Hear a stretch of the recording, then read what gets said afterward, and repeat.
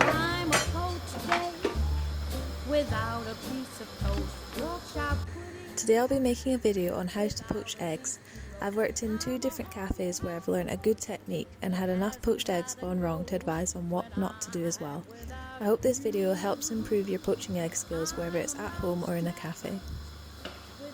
To start, you will need a deep pan filled with boiling water, white wine vinegar, a small cup or something in which you can crack an egg into and hold easily, and eggs. I would recommend large eggs, and the fresher the better, as older eggs do not poach as well.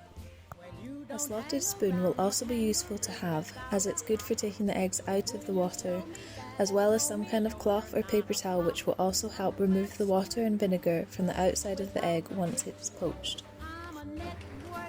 Once I've got everything I need, I add a fair amount of white wine vinegar to my water and bring it to the boil.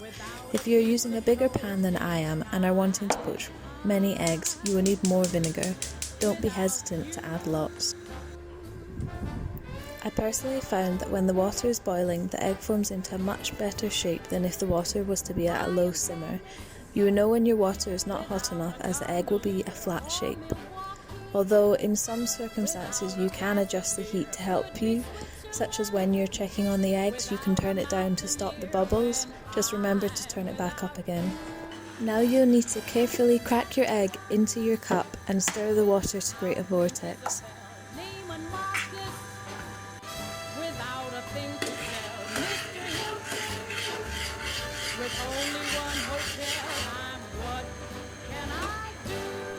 Then quickly and close to the water, add your egg. I find that this is an important tip because if you do this, it's more likely to create the round shape of the egg, which is what we're aiming for.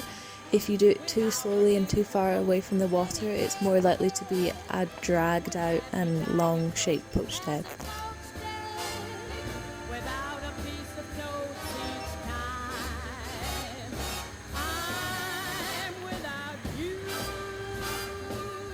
Knowing when the egg is ready is probably the hardest part of poaching eggs in my opinion. Here I am checking the egg very carefully as I don't know if it's cooked at all yet. So I'm not lifting the egg completely out of the water, as if it's still fragile it will break as soon as I take it out. As the white is still very thin here, I know it needs to be cooked for a lot longer. Now that the egg's white is more cooked, it's good to touch it and feel how firm it is. If you still want the yolk to be runny on the inside but the white to be cooked on the outside, you're aiming for the white to feel firm and strong, but also with a slight bounce and softness to it. You can also give the egg a little shake, as this helps you see if it's cooked. It shouldn't be super wobbly. This is quite hard to learn from instructions and much easier to learn with practice and getting used to when the egg feels ready for you. Once your poached egg is ready, you can now take it out of the water and carefully place it onto your paper towel. You can then take off any of the straggly end bits and dry it. It's now ready to be added to your delicious meal. I'll never frown, eggs can be almost bliss, just as long as I get my kiss.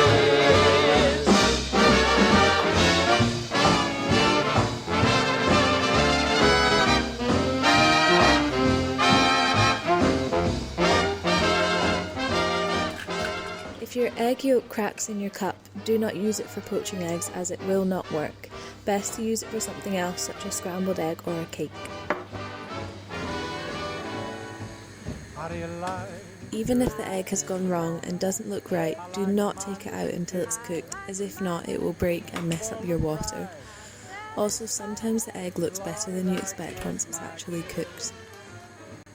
In general, just to be gentle with the egg as you take it out of the water in case it's not ready. I like mine with a hug. Dark or light, the world's alright as long as I get my hug. I've got to have. Some eggs just go wrong. They are bad eggs and it's not your fault. For example, this one that I made, you can see how the yolk is separated from the white.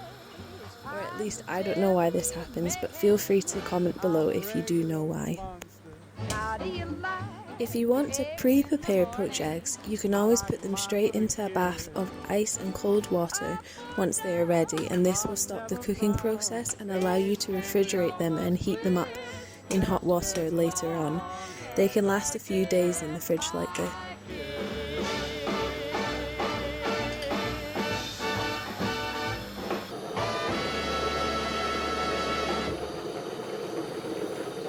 At my work, I would normally do around 5 or 6 at once in a big pan like this.